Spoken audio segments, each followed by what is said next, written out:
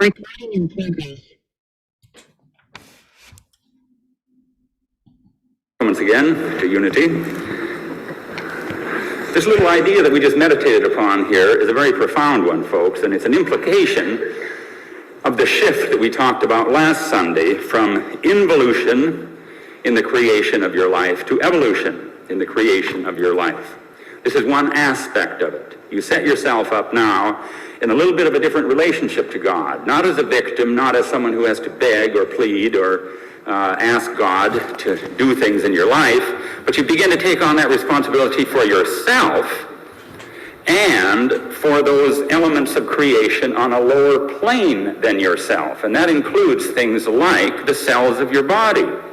The little meditation we just had on Myrtle Fillmore's insight into healing that founded basically the Unity movement and became the basis of all of our healing techniques throughout the last 100 years or so, is that simple insight right there, that instead of just sitting around waiting or hoping or wishing or superstitiously, pleading or falling into magical thinking about fairies or angels doing it for you and things like that, take the responsibility yourself and try it out. As Myrtle said, I learned to go to the cells and organs of my body. And I learned that those cells and organs were not stupid, that they had intelligence in them, and that they would respond very quickly to my consciousness directing them to heal.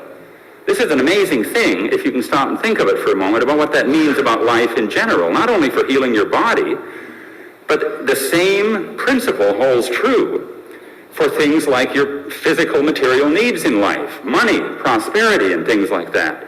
For things like healing your relationships. What if you, instead of praying to God for to bring somebody into your life, why don't you take that responsibility on yourself too? And then start acting as though you are God's emissary here on earth, which is what you really are, and that part of your purpose, at least, is to be an expression of God's love. And then, lo and behold, you find miraculously people respond to you, and people begin to respond to your needs rather than run away from you because of that other sort of needy approach that so many people take to those problems in life. Same thing is true about all the things in life that you can imagine. It's true about addictions. It's true about recovery from addictions. It's true about any creative project. And I hope many of you this year are engaged in something with a more universal purpose in creation, because that's when you really begin to expand and bloom and grow as a soul here in the School of Life on Earth, is when you get beyond your own needs.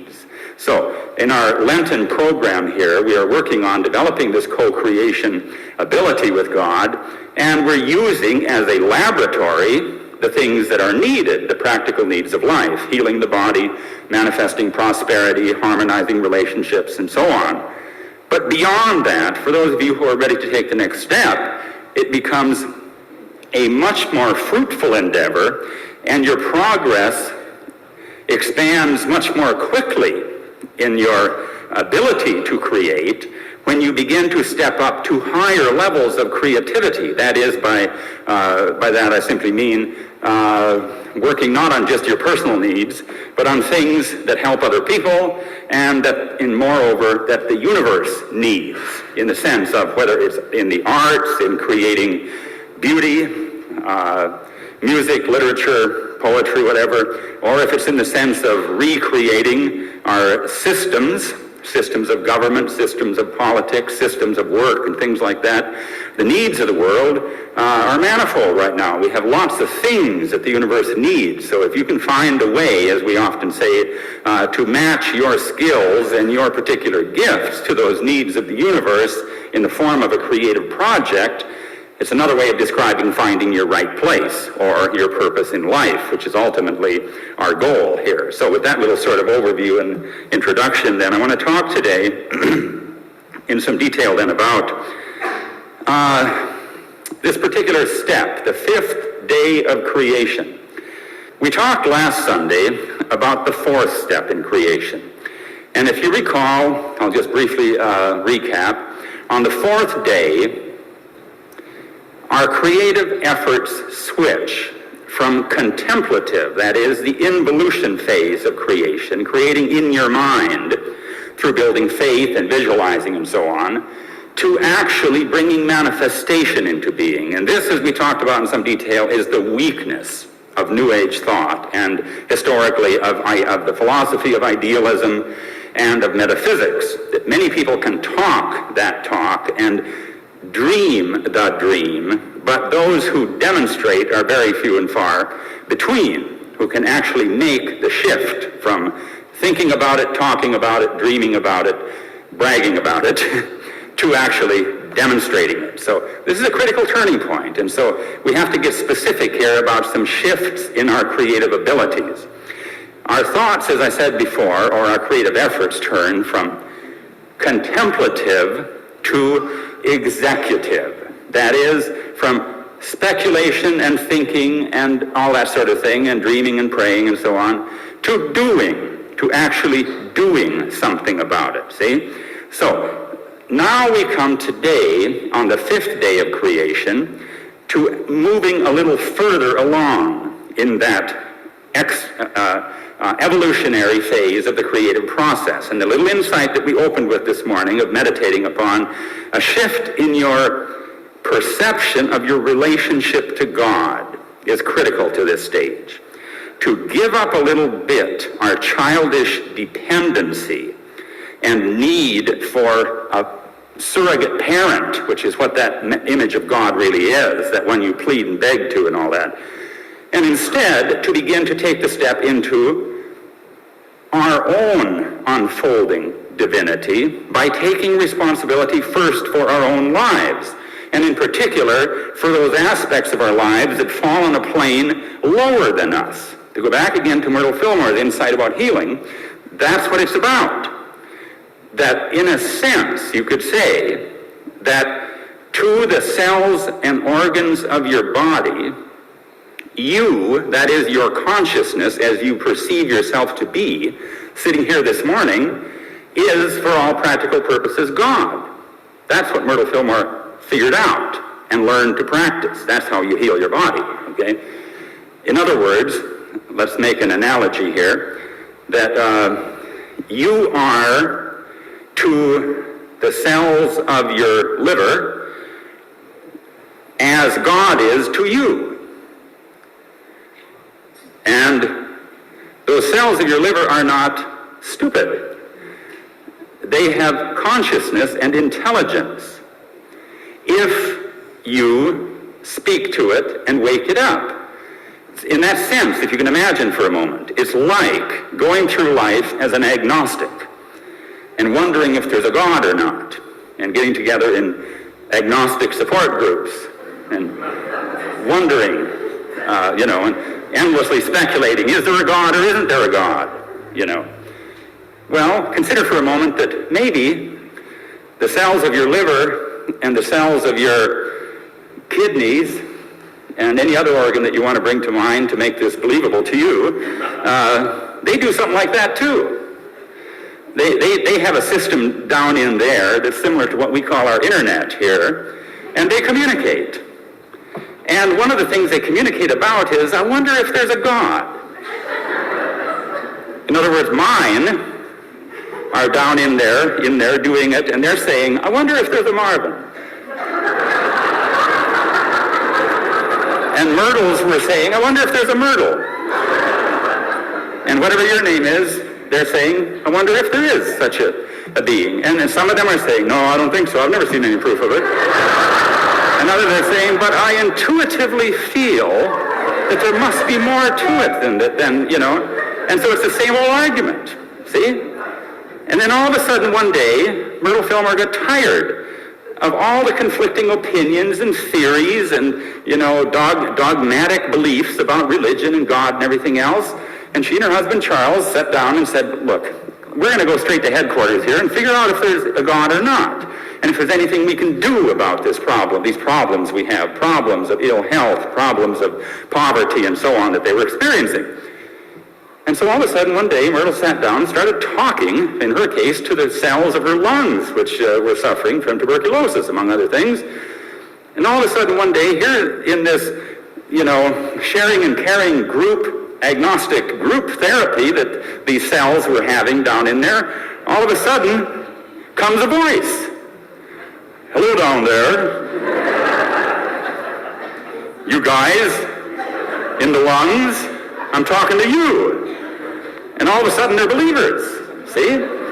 I'm exaggerating obviously here, but this is similar now to the new relationship that I'm suggesting that you entertain concerning your relationship to God, or the new insight concerning your relationship with God and the relationship to the elements of the manifest world that are on a lower plane than you. That includes the cells of your body, it includes your bank account, your money, your prosperity, your experience of love and harmony in relationships, and it definitely includes those higher creative needs that the universe wants and rewards richly when you begin to cooperate with them as a channel for the evolution of good in the universe. So with that sort of picturesque illustration in mind, I hope you'll remember that this week next time you sit down to pray and say, oh God, please. No, that's not going to do it. God is already doing all God can do or needs to do.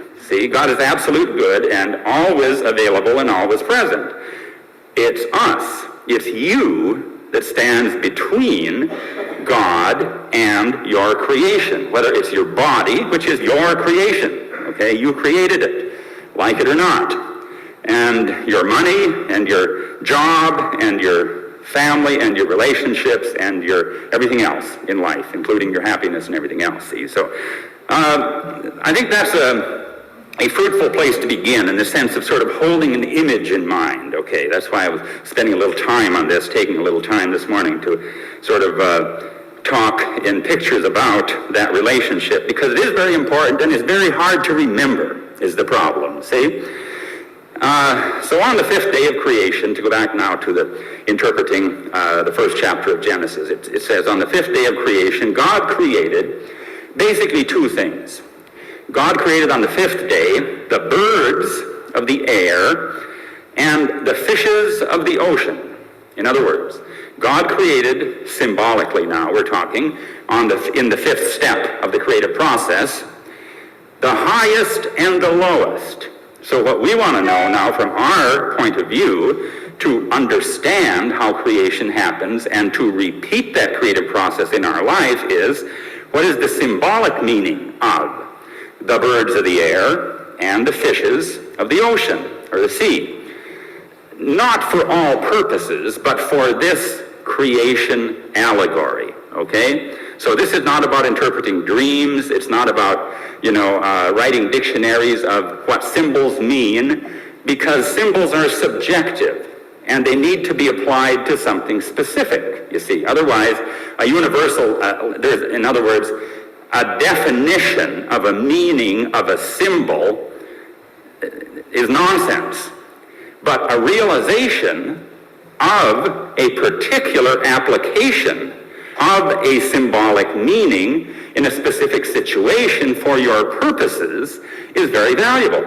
So we're going to take these two symbols now and talk about them just in terms of this creative process, the highest and the lowest, the birds of the air and the fishes of the sea. To do this, I have to recap a little bit what we talked about last week, and I have to, I think I should at least, reassure you at this point that we have passed now the most difficult or the most complex stage of understanding this creative process. That happened last week. And I'm not surprised if a few people went away last week and gave up, because that is the most complex stage. It's the number 4. I reminded you last week that the creative process goes step 1, step 2, step 3, step 4, and then it begins to retrace itself. So that's as complex as it gets, the 4th step, where it turns from involution, dreaming about it, visualizing it, and so on, to evolution, actually doing it. And as we said before, it's the most difficult stage. Now we're going to begin to simplify again for the remainder of this creative process through Easter. So today we're going to go back from 4 things to just 2 things, okay? And these 2 things are symbolized by the birds of the air and the fish of the sea. They symbolize two functions of your consciousness. That's what they symbolize, okay? And I wish I could make this less complex, but it's really not that hard, as we said last week. If you cut down a little bit on watching TV, your attention span will quickly regenerate, and you will be able to hold in mind more than two things, okay? So the four things that we talked about last week are the four functions of your consciousness, or as we call them sometimes in metaphysics, the four causes of everything. The four causes are the spiritual cause, the mental cause, the emotional cause, and the material cause. This is very simple, folks. That's grade school, or at least junior high psychology, okay? Now, the four causes then can be intertwined and interwoven in very complicated and complex ways, and that's where it becomes a very personal thing to straighten it out. But the framework itself, if you return to it, that there are only four ways that your consciousness works. Intuition, which, by the way, is the symbolic meaning of the birds of the air. Intuition. Then there's thinking, and then there's feeling, and then there's sensation, which, by the way, is the symbolic meaning of the fishes of the ocean. In other words, it's the two functions of your consciousness now that we're going to work on this week in terms of your creation that connect you directly to reality, to the two forms of reality that we live in, the spiritual reality and the material reality. We live in two worlds. That's what confuses us as souls that incarnate here in life on earth. We are spiritual beings, eternal souls, ideas in the mind of God, and then we incarnate into this material world, okay? We have two sets of perceptions that open onto these two realities. The first one we notice when we come into the material world is the one that is connected to the material world. It is your five outer senses. It is your eyes, your ears, smelling, tasting, and touching, right? Your five outer senses. And gradually, as you evolve from being a baby to growing up, these five senses evolve and begin to perceive this material reality, apparent material reality that we live in, see? There is, all this time, another dormant set of senses. Think of them as your inner five senses, which are your eternal doors of perception on the inner plane. In other words, there is an equivalent, I want to suggest, in the soul dimension of these five outer senses, and that's what the birds and the fishes represent. So this stage of the creative process is about anchoring and clarifying our perceptions, not our interpretation of the perceptions, but the perceptions themselves, see? So, for the purpose of this fifth step of the creative process, we're going to do something a little bit different. We're going to intentionally choose this week, that is, if you really want to try to work with this, you're going to intentionally choose to try not to think too much about what you're trying to do, or feel too much about what you're trying to do. This is not something that your psychiatrist would recommend, because, of course, they would believe that you need to be in touch with your feelings at all times, and that everything can be understood with the rational left brain thinking faculty, or at least most academic theories of psychology believe that. So for this week, from a metaphysical perspective, we're going to try something different. And we're going to do it for a purpose, for just a limited period of time. And I'll tell you why this is important. We are accustomed to making our judgments through thinking and feeling. We live in the realm of thinking and feeling. That's our home base, so to speak, here in the material world. These are secondary functions.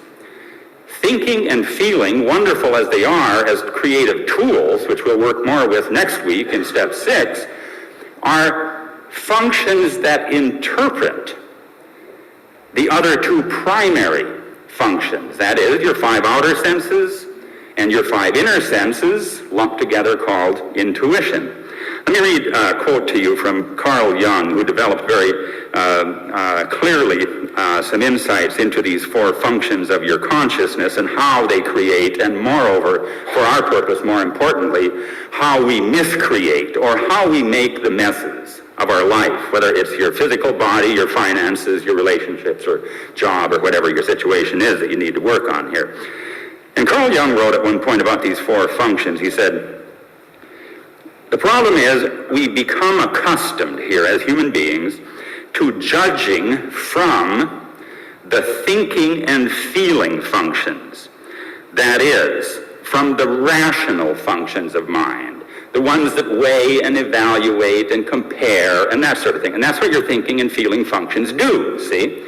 So he says the problem is we have gotten into the habit of basing all of our judgments on those with those 2 functions, where he says we need to train ourselves to make our judgments from the intuitive and sensation functions, because these are the direct functions of mind, without the static or confusion or interference, you see, of thinking or feeling.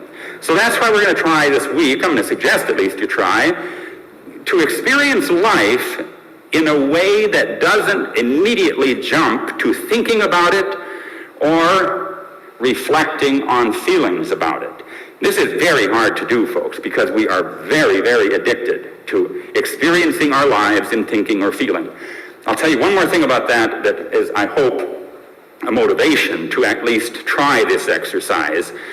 The fear of death is based upon this misinterpretation of the senses, okay? Because when you die, what dies, of course, is your thinking and feeling. That goes away because those are secondary functions. So when a soul dies, you could say, of course, that your sensations also go away, but that's not really true, because these inner sensations, the 5 inner senses we call intuition, from our point of view, include perceptions of all realities, see? But the fear of death is based upon no more feelings, no more thoughts. There's a higher perceptive way, in other words, of experiencing reality than thoughts and feelings. Those we have invented during our soul's incarnation here, and they're not bad, but in the sense that we use them for making our judgments, we create a lot of problems for ourselves.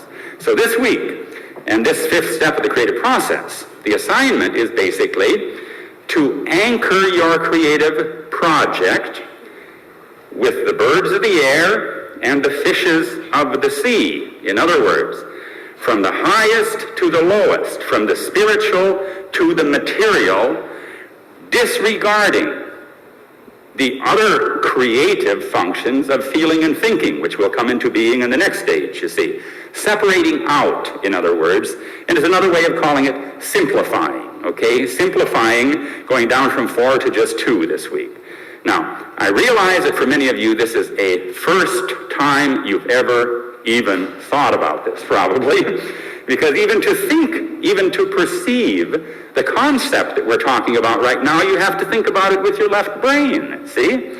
And when you do that, your feelings do the same thing as they always do. When you think about anything, they start sending up reactions to the whole thing. So right away, you're back in the squirrel cage if you're not careful.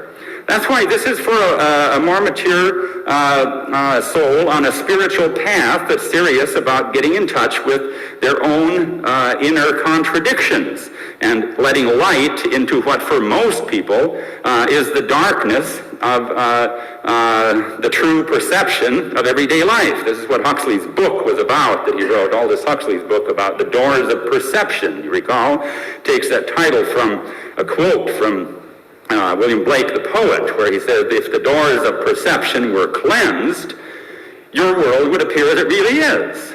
Infinite, good, perfect, and all that sort of thing. So that's our goal this week, to cleanse the doors of perception.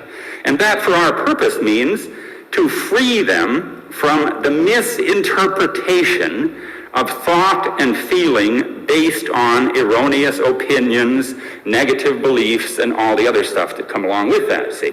So, this is not an easy step, folks. It is, in fact, the most difficult of all, but it's the simplest of all, because all you have to do is remember to try to do it. That's all. And then, little by little, the world begins to reveal itself to you. That's what Aldous Huxley discovered and wrote about in the book, The Door of the Perception, that if you even begin to entertain this idea that there's a way of perceiving reality. In other words, all the things we talk about in unity and new thought and new age ideas about positive thinking and seeing the good and all that sort of thing, that's what we're talking about here. But not in the sense of making believe it's okay, but in the sense of really seeing it. In other words, not in the sense of, acting positive, but in seeing beyond the screen or the hypnotic effect of negative appearances of life.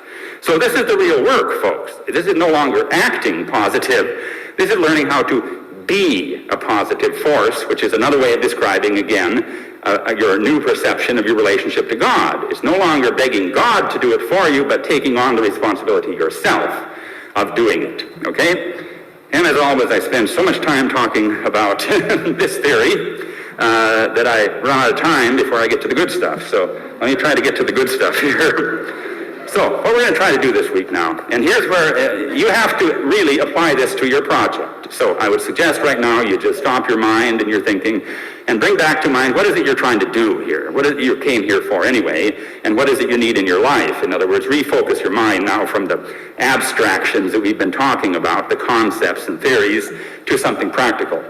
So what do you need, and what do you want in your life? Are you working on healing? Are you working on money? Are you working on a new job, or relationships, or whatever it is, okay? And now let's begin to ask the question, what would it mean to find the two anchor points for your creation, the highest and the lowest, the birds and the fishes? What would the bird represent in your creative scheme of things? What is the highest connection and what is the lowest connection? Another way of describing this is, if you had to set up a lifeline, and I would like to suggest that you take this image now and try to apply it to whatever you want in life.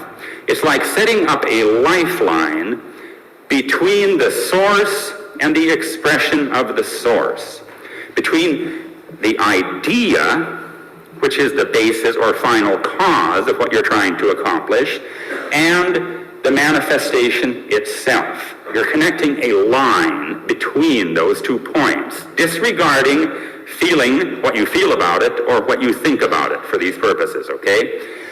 Now, visualize a line. Visualize something like the umbilical cord of a fetus or, an unborn baby. It's that type of a line you want to establish. That's an image, in other words, or symbol of the type of line you want to establish. A lifeline, in other words, connecting the two realities without the interference of opinions and beliefs and thoughts and feelings. That's all.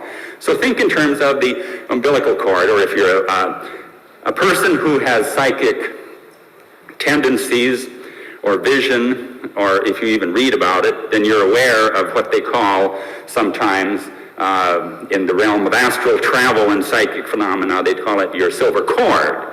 That when you leave your body, all the stories about, there I was, hovering up by the ceiling, watching the doctor ripping my chest open, and those stories people love to tell about hovering up at the ceiling. Well, if you were doing that, there was a cord, and the psychics call it the silver cord, that was connecting your soul to your body, and if that cord were not still connecting, they say, and this is a little bit overly literal, but this is what most people describe it as, if the cord snaps, then you're dead. Then you can't come back to your body, basically. And the same thing is that's the danger of astral traveling sometimes. You get too far away, you get too lost, or, these things aren't really true, but if something like that happens, that if your cord gets tangled up or snapped on something sharp, then you can't get back into your body.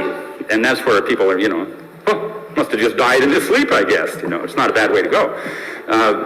Anyway, we're using this as a way to imagine now. You need to set up something like this. I'll go one more step. Think about in terms of the species of the world, the species of life on Earth. Every species of life on Earth, in the sense of evolution and in the sense of the disappearing of species on Earth. If a species on Earth is here, it must have a lifeline. Okay? It's invisible, obviously, but then so is everything that's real. So when the lifeline is snapped, the species disappears. That's what happened to the dinosaurs, okay? Everybody wants to talk about just one level of cause concerning the dinosaurs. What was it? Was it a meteorite? Was it this? No. It was one of those things possibly, but it was also three other things, the three other levels of cause. But the four things together snapped the cord, okay? We're getting a little bit abstract again here, folks, but it's important to be able to bring to mind a vision of what you need to do now for your creation. So let's talk about some examples in the time I have left here that hopefully you can apply to your creation in life, okay? Here are some ways of thinking about it. Let's take first the categories of need that we're working on: prosperity, healing, and relationships, okay? I'll start first with prosperity, because here, folks, whether you want to believe it or not, and whether you want to practice it or not, we know the answer. Everybody who has ever studied the metaphysical approach to prosperity knows the answer to this. So there's no excuse anymore to be poor, okay? For those who know this. The key to the cord to connecting the higher and the lower in the realm of prosperity is what we call tithing. And the reason it works, folks, is because it keeps us honest concerning our higher purpose in life. In particular, the reason it works is because it keeps your thinking faculty honest, and it keeps your feeling nature in line. It keeps your thinking faculty honest because at the moment you are confronted with figuring out your 10% tithe, and this works not only for Unity folks, it works for the Mormons, as they have proven probably better than any other religious group in this country. It works for everybody on every level of spiritual path. It always works. And it works according to whether you do it or not, see? It keeps your thinking honest because it forces you to not try to chisel. And we try to, that's the nature of your left brain, Adam. It tries to cheat. It's always looking for a loophole, always looking for a justification, to be perhaps a little more kind. And it keeps your feelings in line because it confronts your fears, you see. That's why the technique of tithing is the lifeline for your prosperity. It connects the birds and the fishes, the divine idea of prosperity and abundance and God being your source, with the fishes, the actual lowest manifestation. Your house, your car, your bank account, your clothes you're wearing, everything else that you use in life and need and enjoy in life, you see. And this technique connects. I wish it were that simple for other things because for some reason, we either haven't discovered yet, and I suspect that's it, we haven't yet discovered for other categories like healing and relationships, the one technique that always works, that creates the lifeline. That's why I'm using prosperity as the example here, because we know this works, and if you don't believe it, folks, then you simply haven't tried it. And if you've tried it and said it didn't work, then you really didn't try it, okay? You need to do it, and then you start noticing it works. See, it's that kind of a thing. That's why it's called a lifeline anchored in two dimensions. It will solve your prosperity problems once and for all. Now, I'll leave it right there, okay? And just remind you that our roof is still needs a lot of work. And the sooner that gets done, the sooner our balcony will be opened up, and we'll all be happy. So now let's talk about healing then. Go back to Myrtle Fillmore's insight. her insight was for her the equivalent of discovering the principle and technique of tithing for people who solved their prosperity problem. In other words, the lifeline for her was the realization that the cells of her body are intelligent, have intelligence, and that she can go to them and talk to them. In other words, it was a commitment of some kind. It was a realization and a commitment. So we're going to look at some things now. I see I'm about out of time, but I'm going to run over just a few minutes here to try to talk about some more implications of this practical application, because this is what's important now, that you take these insights and then see if you can apply them this week and get some insight, some epiphany, so to speak, into your particular project and need from these random clues that we know about in other categories. As I said before, the clearest one we know about is prosperity. But take this issue of healing. That was Myrtle Fillmore's insight. Now, that may not be your insight, but something kind of equivalent to that. And notice it has to do with doing something. Just like tithing has to do with doing something, putting your money where your mouth is, basically. This has to do with, it's not easy to just sit down and talk to the cells and organs of your body. It takes practice. We're talking about learning to meditate, basically. That's what she did. She learned to meditate and then learned to go into her body and make contact with the lower levels of intelligence in the cells and organs of the body.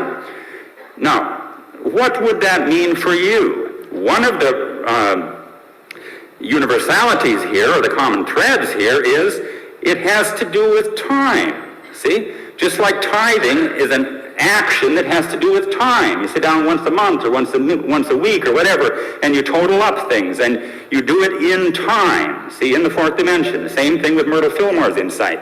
She learned to practice on a daily basis in time a certain thing. So one way you can think about building a lifeline to your creation and anchoring it with the birds and the fishes is by thinking in terms of tithing your time. What would it mean to tithe your time to your particular creative need?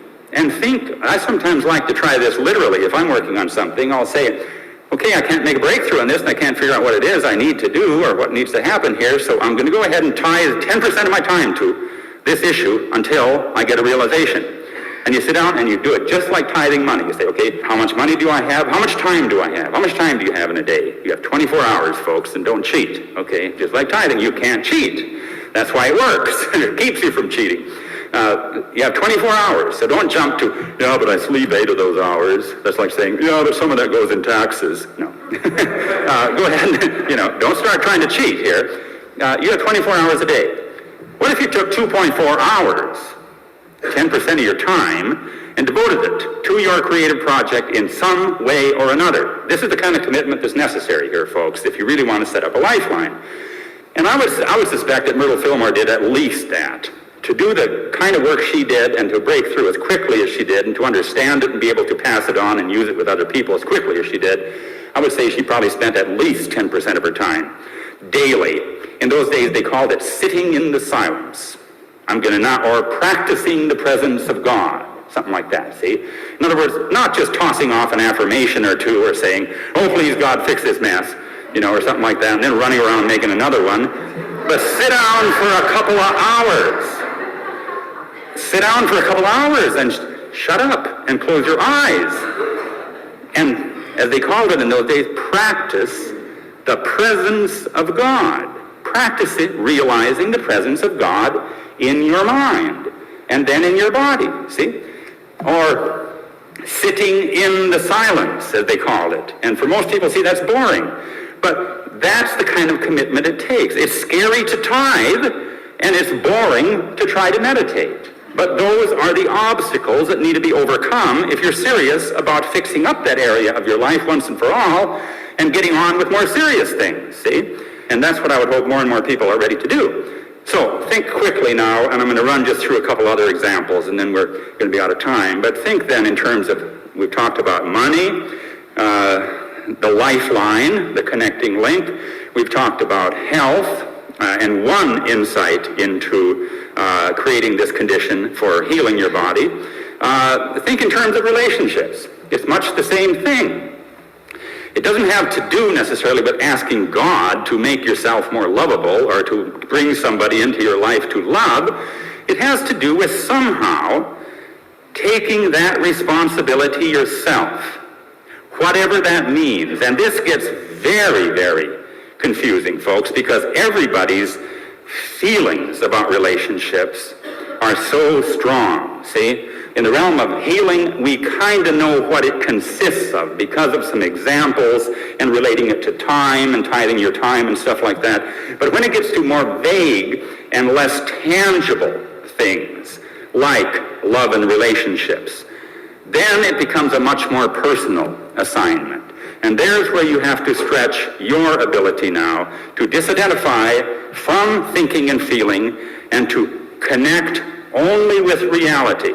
Think of it in terms as it's a reality check in the material world, and it's centering yourself in the spiritual world. That's what the birds represent, getting centered and connected and plugged in, think of it, to the source of life, love, health, and all the other things that you desire, see? And then the bottom of the line, or if you want to think in those terms, spatial metaphor, has to do with being grounded in reality. Think of it as a reality check. And you can tell if it's working by the same way as you can tell if tithing's working. Money starts flowing to you more easily. It levels out. You don't have those gaps in it.